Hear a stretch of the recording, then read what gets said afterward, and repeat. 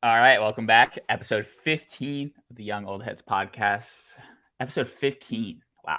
I'm one of your hosts, Tommy, aka TV Sports Cards. I'm here with my good friend and recent big haircut guy, Max, aka Cards Max. Max, you're looking handsome as always. How you doing, dude? I'm doing good. It's a little bit surprising that we've been doing this for 15 straight weeks. No weeks off, right and consistent. And I'm loving every minute of it, Tommy. And I'm loving every minute of you, my Oh, great co host. dude, when we're 50 years old and we listen back on these episodes, I'm gonna just be so nostalgic for these times. But yeah, today I woke up and you were starting controversy on Twitter today, Max. Do you wanna give everyone a little breakdown of what was going on? So I don't want to say I woke up on the wrong side of the bed this morning, but I did wake up early. I woke up at around 6:30, give or take, to drive to a card show in Parsippany, New Jersey. I don't know if that's the name of the town, but something like that, something phonetically like that. And I drove an hour and a half to this card show, and which is the usual kind of I do a little bit longer drives for card shows, but it was a I got there a little bit early. This show I believe started at 9. For the first 9 to 10, if you wanted to get there early, it's $10 at the door, which is a little bit expensive for a show that doesn't have autograph guests. Because usually the rationale behind an entry fee is that you're paying for the autographer to come, and that's baked into the cost. With $10 for a VIP 1 hour access before the show, and then general admission $5 at the show, a little bit pricey. And I was a little bit annoyed at this promoter because I arrived at 8:30 and person was very staunch on not letting people in. It's like, okay, I listened to Kanye in the car for half an hour and I waited till 9 o'clock.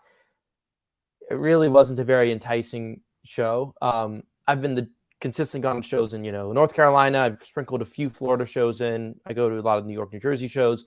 I'd say New Jersey is the most Pokemon heavy, which isn't a bad thing. I love Pokemon as much as the next guy, maybe more than the next guy.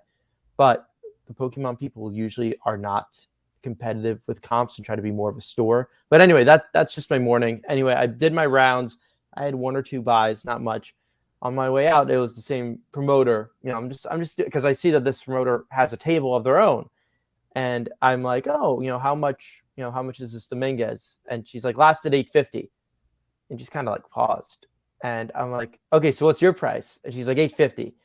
I'm like, all right, thank you, have a good day. And I'm like, I'm done with this person. I'm ready to head out. And so I took my Twitter fingers a little bit out of frustration, thinking not necessarily. Look, there's nothing wrong with being or matching the last comp, but I thought just like the presumption of that your price on a card is the last comp when you are in person at a card show. I thought that was a little bit silly.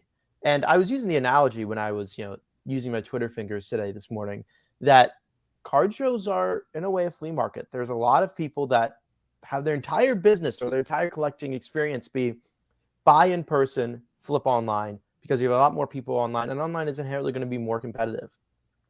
So I was a little bit surprising not having that on default. And look, even in person, there are cards where it's like, yeah, I will be at last comp, I'm higher than above, or I will be, my net after fees, and that's where it is. And I generally know which cards I have which more room to wiggle room, and which ones not to. But the theme for the entire show was that people were consistently their stickers were above comps, and that's where I was like, okay, if your sticker's above comp, how am I going to then show you the comp and then have you beat the comp? Look, it's something I've been saying. Card shows aren't Costco. You don't have to price match everything, but at the same time, there's a record. Look, I bought a card that was $20 above comps today. I'm fine with that. It was a sick Desmond Bain auto, and that's also relative to the lowest ask. But definitely was, I had a lot of time driving in the car this morning. Definitely made me think more of the psychology behind a dealer and a consumer at a card show, especially someone who tries to be at both positions. Yeah, well, it's a very interesting situation. So there's one side of the coin that says, last comp is the market.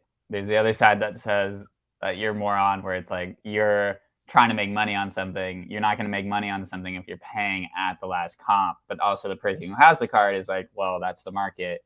I think something that I would like more dialogue about in terms of like buyer seller. I feel like it's so heavy on last comp. Like this is what it's sold for. I would love to see more about what's listed. I know that we see it a little bit on Twitter. Like none are listed on eBay, so this should go for a premium or whatever. I think that is more. That almost makes more sense to me than the last comp thing.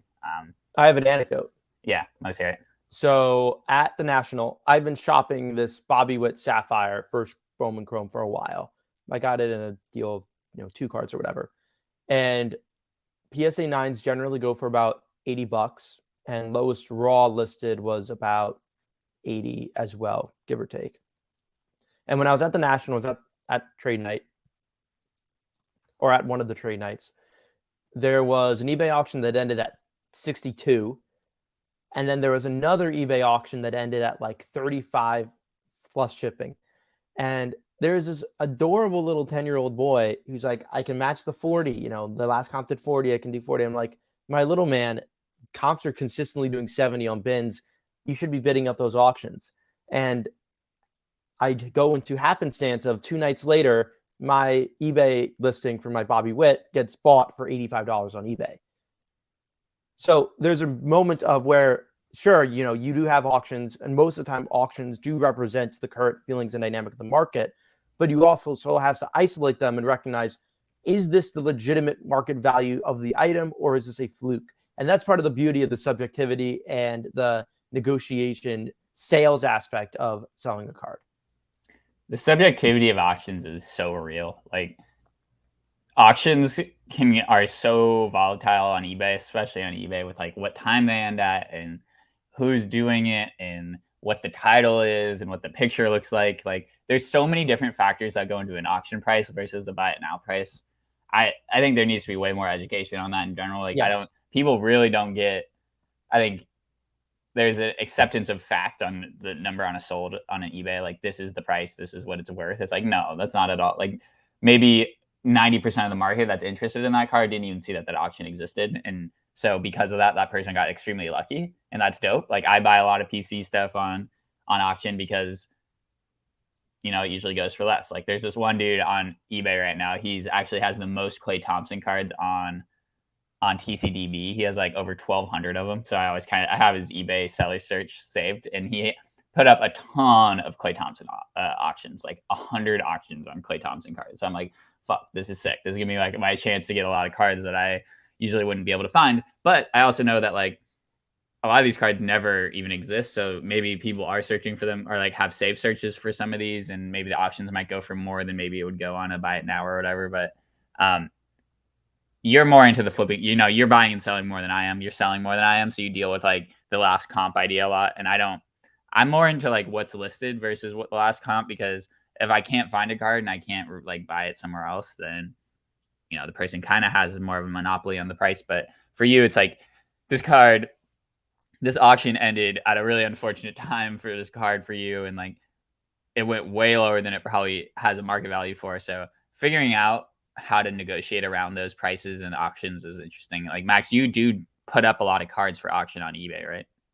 I put up some cards sometimes. I'm trying to wane a little bit less from it, but if I think the auction can yield more than the best offer value, it's kind of a bet on yourself. It's like, okay, I got this for whatever last comp. I think the market's actually higher than last comp is.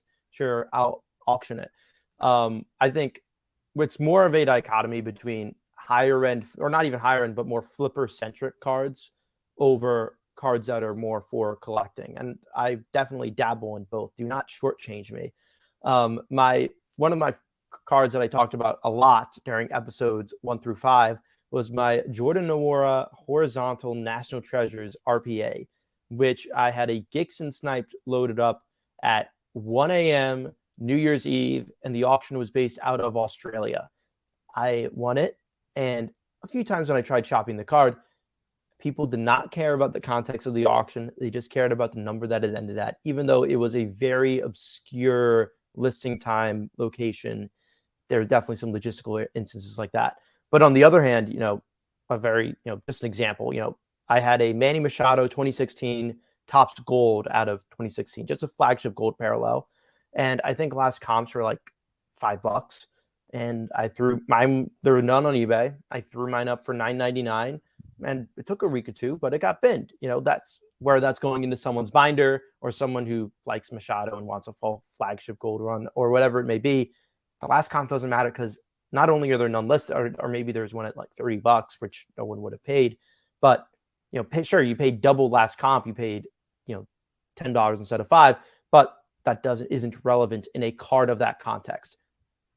For sure. Also, shout out Australia. I met a few guys in Atlantic City who made the trip from Australia to Atlantic City, which I think is a hilarious journey to go on from Australia to like the dumpster of America. So shout out Australia. But yeah, that's a card too, like the Noir card. Like it's just unfortunate that like people.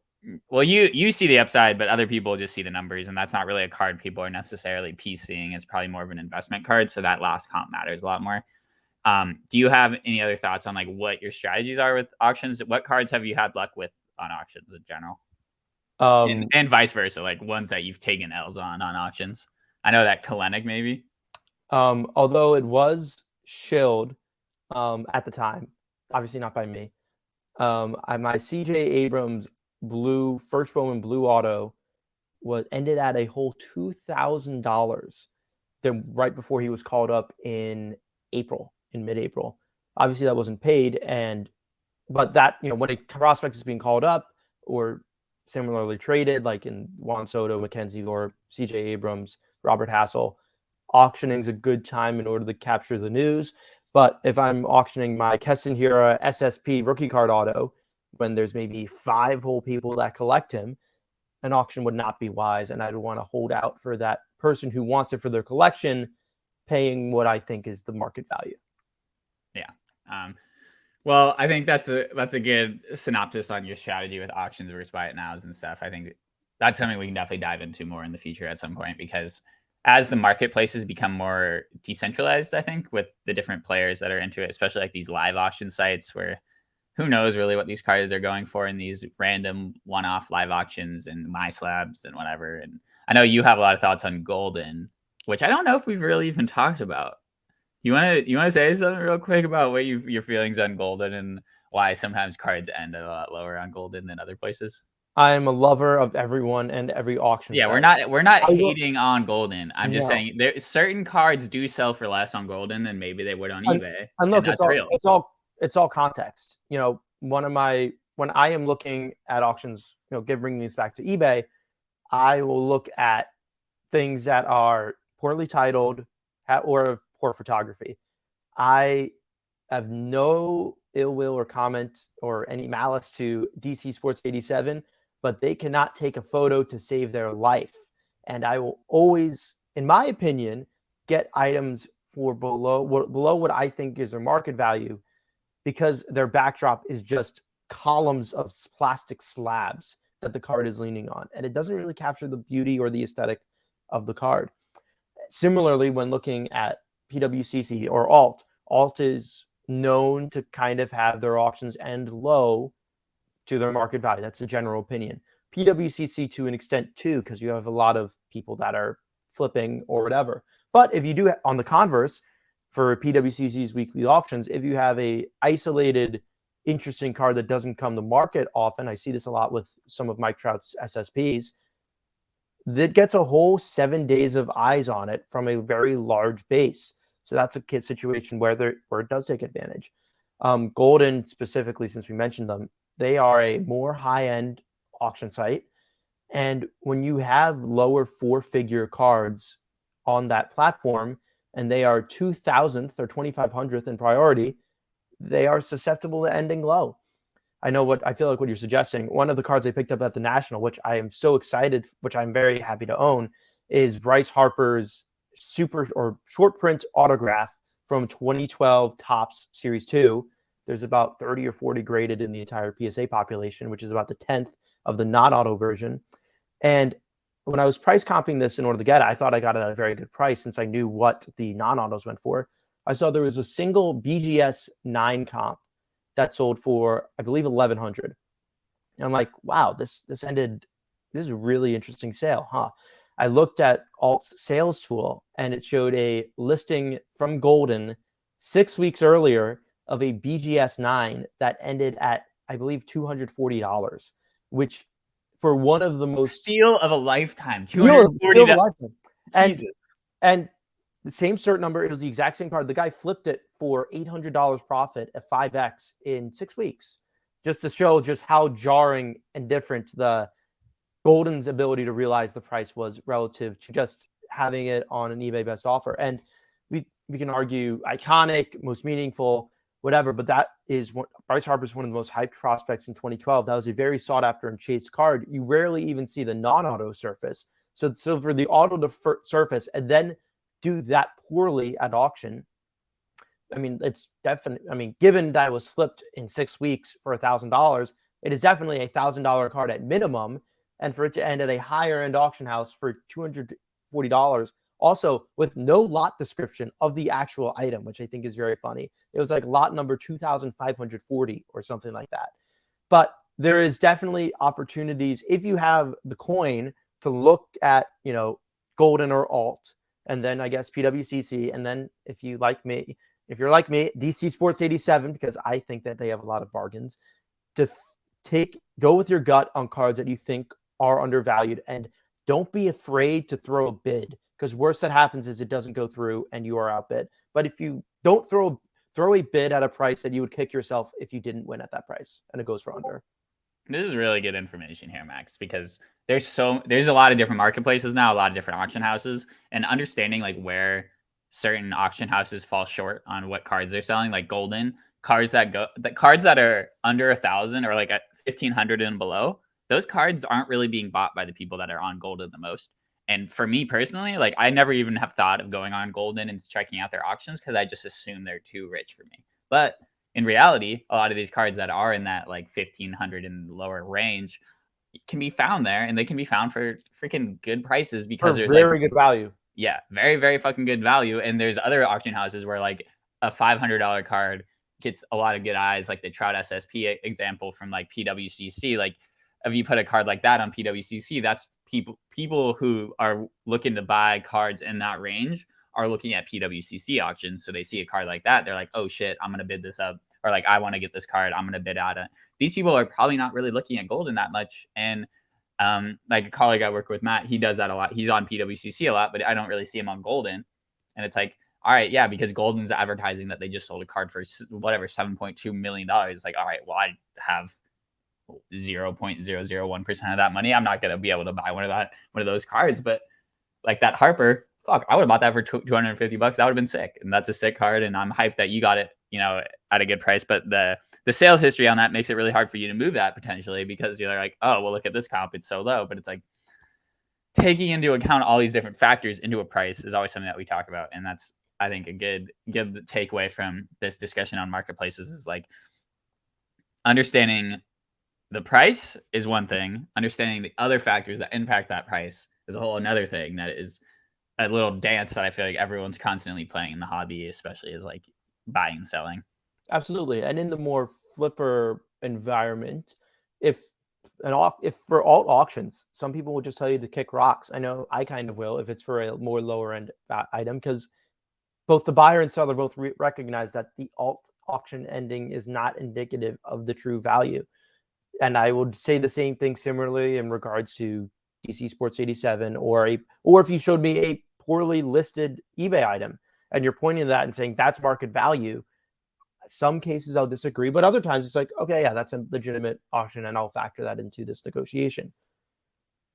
This is a great conversation, Max. This wasn't even what we were supposed to talk about today at all, but this is why I love talking to you about cards, because we end up talking about stuff that I feel like is important to discuss. Because I've literally never bought a card on PWCC or Golden. I mean, I've never bought a card on anything but eBay, online, or Twitter, I actually haven't bought a card on Instagram either. So literally all my buying has either been at shows, eBay, or on Twitter. So hearing your perspective of selling cards and like taking into account values and stuff is interesting. And it's something that like at LEDX we're talking about when we talk about like giving our prices for stuff. It's like, how do we factor in all these crazy outliers that are constantly happening in the market and making understandable price range for someone to, and sometimes a range is just the move. Like if you go to a guy and you're like, this can sell from anywhere from $250 on Golden to $1,200 on PWCC. It's like, it gives you a lot of room to operate. And do you want to tell people like how did that conversation go when you were negotiating for the Harper? I knew that it was stickered at 1,000, and it was very simply, "Do you have much room on it?" And he's like, "Yeah, not really." I'm like, "I'll do 8." I mean, I don't even. I think I might have checked comps just as like a safety, and I saw that BGS 9 that did 1,100. The guy said he just took it out. I mean, obviously not, took it out of storage, but took it and put it on the showcase because I didn't notice it the first time I walked around. And I think he just threw the $1,000 sticker on it, and I'm like, I'll do 800. And he's like, can go, can do 900. I'm like, I'll do 800. Like, I'm at 850, and I'm like, appreciate it. I'll do it at 800. I'm like, sticking at 850, and then I folded like a lawn chair and came back and paid him 850 because I knew I was not going to let that one go. Yeah, that's a funny negotiating thing there, because that's kind of how I operate too, especially on cards where I'm like, dude, I don't know how many other people are gonna buy this card from you at the show right now. I'm gonna stick at my price, but then I'll walk around for a little bit and I'll be like, shit, man, maybe that is the best card I can buy right now at that price, and that's totally fine though. It's like fine to walk away from a deal and come back to it, because sometimes maybe you would have ran into another card that was at even a better deal for $800, and you would have been like, oh, good thing I didn't buy that Harper for 800. I can buy this $2,000 card for $800 from this guy right now. So walking away from a deal at a show and coming back to it, I think is sometimes a strategy that can work out for people. Is that something that like you experience sometimes too, other than the Usually, Harper? usually when I ask about a card the first time, I don't like checking comps directly in front of someone because I feel like part of it is a little bit obnoxious and that I'm gonna be right there to lowball them where it hurts, or at the very least, I'm taking up table space from other people that are viewing the cards. So I'll usually just say thank you. I'll walk around a little bit, and of course, if it's later in the show, like, oh, you still have this card? I'm still a buyer for it. You just got to come down to my price. And sometimes that works, especially if a seller is motivated to move. And it's fun. I think it's one of the most fun parts of the buying and selling is getting the moral victories, but not being too tunnel visioned and letting good value or a good deal pass. Yeah, you're good at advising me on buying and selling. You're like, dude, think about what you'd feel like if you didn't walk out of this show with this card, or like think about like if you let this auction go, like who knows when you're going to see another one. That all factors in. But I do want to talk about a couple cards you bought, because we did get to talk about them last week. You bought them at the National for your PC, and I always love when Max buys big money cards for his PC. So can you tell us a little bit about those cards and what like how you found them, what you're feeling about them, if you're gonna hold them or if you're gonna try to like flip them to another Yankees fan? Uh, Big money and PC cards have traditionally have been an oxymoron for me. I bought two big Gleyber Torres cards at the National. Gleyber Torres is my main PC, and he, for the longest time, hasn't been expanded. I guess if we're going back to my roots, I started collecting, or I re-entered collecting in 2019, give or take. And when I saw that there's an identity behind everyone who has their PC and their main player who they collect. I'm like, okay, I'm a Yankees fan. It's going to be a Yankee. And then I'm like, okay, well, I don't want to start this huge collection and have the person leave after. So I'm sticking it to Yankees players who have spent their entire career with the team. And at that time, that left like four players that left: Brett Gardner, Luis Severino, actually, no, five: Masahiro Tanaka, Aaron Judge, and Gleyber Torres. Tanaka stuff, older and in the hands of a lot of Japanese collectors. So that was an immediate pass. Most Brett Gardner rookies were like 2008, give or take, 2000, something, maybe 2006, something like that. You're never going to find his cool card surface. That he got checked off. Severino was in contention, but he was coming off a lot of injured time. And also, although I didn't realize that at the time, buying a pitcher is dangerous. So I dabbled with Severino a little bit. Don't get me wrong, but not to the extent. Dabbled in Severino? Excuse me? You're excused. I have done quite the dabbling in Luis Severino. And then that left it with two real players. And of course, you don't think about cost and money when you're going into a big player collection, but you ideally want it to go up and appreciate over time. That was Aaron Judge and Gleyber Torres. Aaron Judge was considerably more expensive. So I opted for Gleyber Torres. And in 2019, in part during the pandemic, I had the nice little college kid job of working as an Uber Eats delivery driver. I'd make some coin, and then I'd buy a $20 Glaber slab. I'd make some more coin, and I'd add some more to my binder. So the bulk of my Glaber Torres collection is low end PSA 10 slabs, which I think is very fun. But getting to the heart of what I bought at the National, I bought two big Glaber Torres cards. I bought a PSA 10 2018 Topps Heritage high number real one red ink autograph. I got that for what I thought was a good value. It was a little funny because Glaber Torres has obviously gone down a lot over time. The sticker was 500. I bought it for 400. That was quite literally 60% of the last comp. That was in June. And I was ready to let it walk for 400 because it was going to be a personal purchase. But he accepted it, and I was happy. I took it out of the team bag eventually. I saw on the back, it was written in Sharpie, $1,999, which is just a testament to just how much Glaber Torres' prices have dropped over time. And Yep. it contextually, it seems like he was happy to just find a buyer for the card because I bought that day one. The second, so Heritage Real One red ink autos are the creme de la creme of rookie autos and directly rival Topps Chrome autographs. And with only I I two would variations. I would arguably I would argue that the real one hand numbered auto personally is my favorite rookie autograph card. And these are hard to 10. Yeah, the Heritage 10s, obviously we talked about condition sensitivity I think last or a couple weeks ago with Logan, but like the Heritage Real 110s, that means that dude handled the card. He handled it in his own hands, he signed it, he hand numbered it, and then it still got a 10. So shout out Gleyber Torres for handling his cards well when he autographs. Shout out But Glaber Torres. shout out Gleyber Torres, shout out Luis Severino. But you also bought another dank as hell Gleyber at the Nationals too, right? I bought a second Glaber Torres. It was at trade night. I was with at Saratoga Slavs and at Logan's League, one of which was on the show 2 weeks ago, and they were showing me this guy who had a lot of Topps Dynasty autos, and they're like, "Oh, they have a Glaber," and I'm like, "Okay, my attention is captured." It was a 2018 Topps Dynasty Glaber Torres auto cyan out of 5. Rookie card logo on the back. The patch was from the All-Star Futures game in 2017 because it's a 2018 card. And I price checked it a little bit. I saw that an out of 10 did 450. And I was very staunch in getting it for $300. And I made sure to make him know that that was the most that I'm going to do. I was not going to take 400. I was not going to take 350. And I got it at the price I wanted. I may sub it to Beckett just to see if it can get a 9.5. I don't think it's going to get a PSA 10, but it's relatively on the stronger side from a condition standpoint.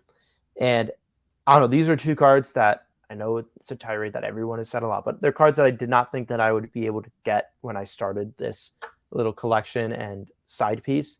So to have them be, I would move them for my status with them is I would move them for the right price. And I have the red ink listed on eBay, and I may cross list the Dynasty Auto 2 when the time comes.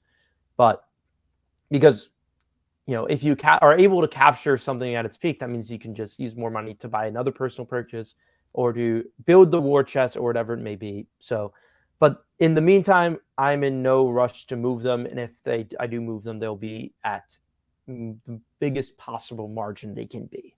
Yeah, and I'm hyped. I was hyped up every time he came by the LEDX table and we're like, Tommy, I bought another Glaber. I bought a Glaber. I bought a big Glaber. I was like, show me, show me, show me, show me. So when I saw you buying those two big cards, I was very hyped. But yeah, the strategy of like listing PC stuff really high on eBay and kind of being like, that's my price. If you want to buy it for me at this price, I'll use that money to either buy another card to make money on, or I'll buy another Glaber card for even less and make money on that. So those fired me up. That actually reminds me of like when we had Ryan Playboy Cards on way back in the day. He was talking about his Jeremy Lin PC because I feel like your Glaber PC is pretty similar in scope to his. I mean, he has a really dank Jeremy Lin PC, but like in terms of like you guys flip cards and nothing you really own is necessarily quote unquote like untouchable or whatever. But you still do like you reinvest in your PC, and he does it too with his Jeremy Lin like patch autos and the cool stuff that he has. So saying Oh, that you upgraded the Glaber PC and put in some real crown jewels, because I know you have those really nice PSA 10s, but they're not exactly super clout cards. they are niche brands. They are Topps Advent. They are Montgomery Ring Set 1952. They are obscure ones. Funny enough, I was looking at volleys where the trade nights were held during the National, and I saw a second year 2013, or is that third year? Or 2013 Gold Prism Jeremy Lin. The guy's asking price was steep, but I saw it and I immediately went over to Brian Playboy and I'm like, hey, there's this card here. Like, go look at Go look at it. go look at it. And I told him what the ask was. He's like, yeah, that's a really steep ask, but like I do appreciate the thoughts. And I'm like, hey, I'm watching out for you. You are the Jeremy Lin guy. Yeah. I love Ryan. Shout out Ryan. One of the best guys in the hobby. So make sure to give him a follow if you don't already, but I'm sure everyone who listens to this podcast probably does, but at Playboy Cards. I'm glad that you guys were hanging out a lot at the National, because I feel like you guys play pretty similar games and in terms of buying and selling and stuff. So shout out to Jeremy Lin PC, shout out to Glaber Torres PC, shout out Luis Severino.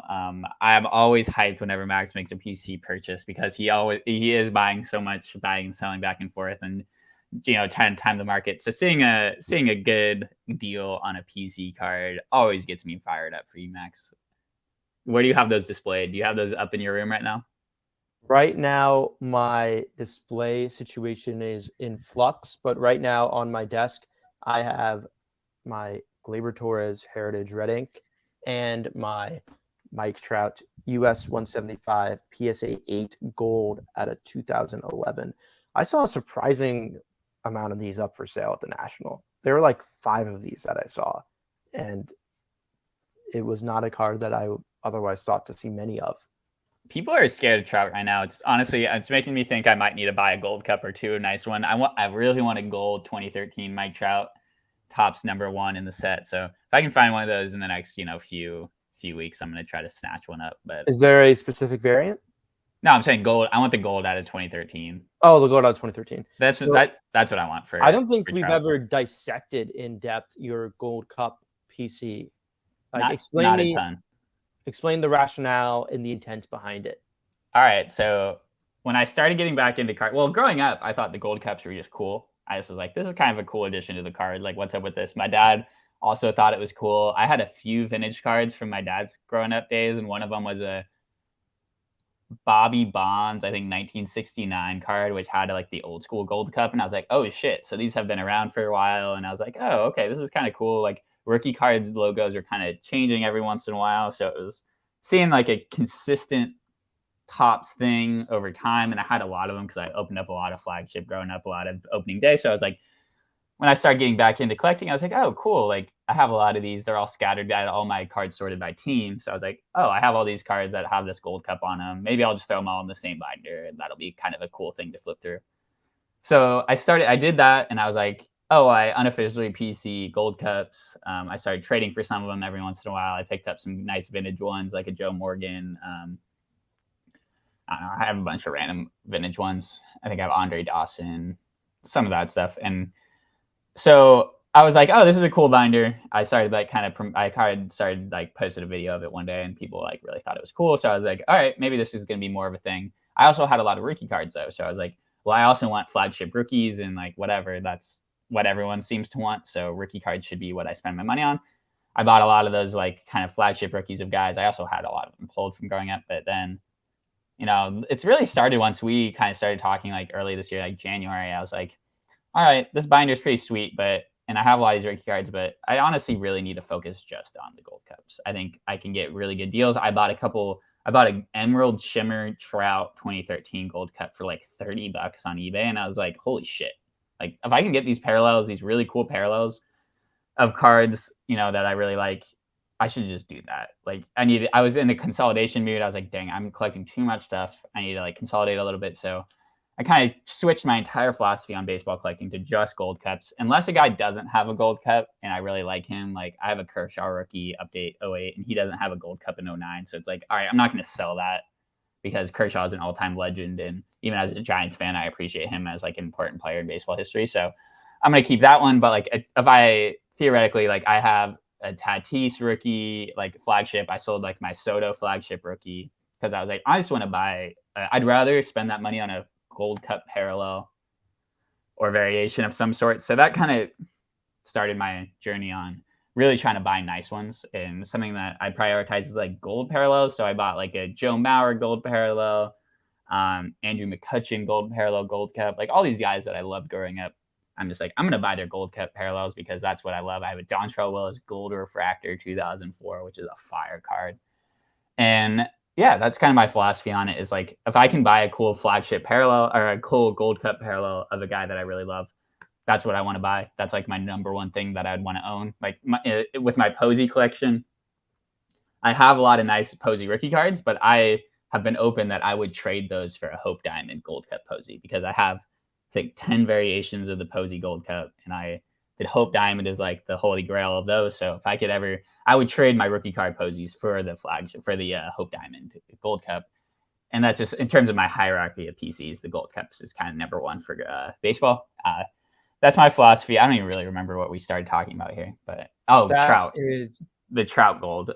Yeah, so the gold parallel flagship Gold Cup is kind of what I consider the creme de la creme of the Gold Cup because the gold parallel with the Gold Cup is it's too much. It's too sick. because going back to what I was originally thinking is that gold cups were first kind of more heavily collected because in the 60s and 70s, or I don't know if they started in the 60s, but definitely They 70s. started in 1960. They started in 1960. They skipped some years in the 70s though. They skipped some years in the 70s. Okay, that's good information Or to know. Is 80s. that They skipped some years most in of, the 80s. Sorry. most of the time you'll have the rookie stars cards or the team's rookies. You know, I know Nolan Or Ryan's rookie card, feature future stars too. future stars too. Nolan Ryan's rookie card shares is shared with what Gary Kuzman or whatever Yep. the guy's name is, and at least for me, given that I'm from New York, one of my dad's favorite players was Thurman Munson.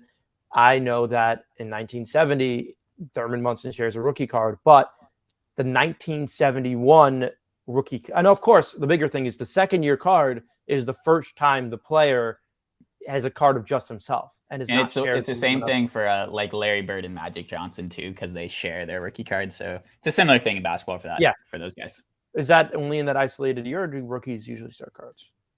No, that's just the isolated year. That Okay, no. entire set of tops is actually all multiplayer Yeah, cards. But yeah, that makes keep going. sense. But I mean, I know for several years they have the rookies have two players share the card or more, and then the second year card, with sometimes accompanied with the Gold Cup, is the player's first full card of just him, and is sometimes accompanied with the Gold Cup trophy.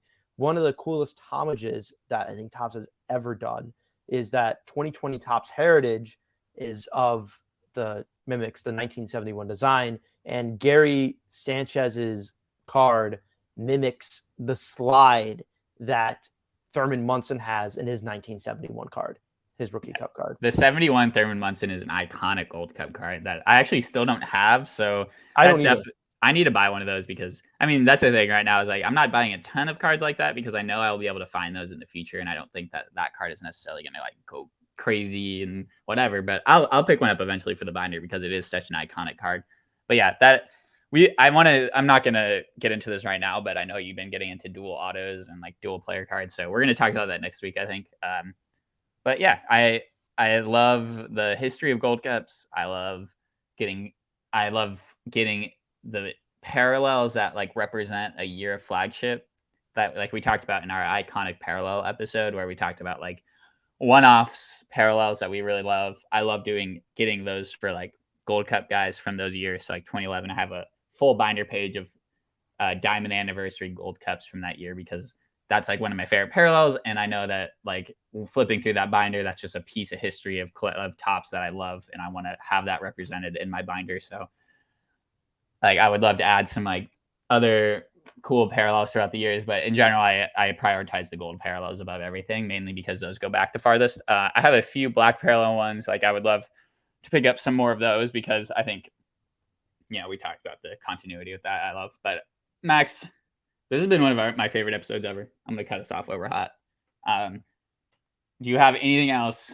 Anything other you want to talk about what you bought today, or anything real quick? Just real quick, last parting words of wisdom here for the listeners. My parting words of wisdom to you as well, Tommy, since you're prioritizing parallel gold cups, is to find where you can maximize the value in the equilibrium, because gold cups for modern players aren't too sought after. And if it's between $10 for a Mother's Day or Father's Day or black and $3 for a gold, I think you stretch it a lot more going after the rare card.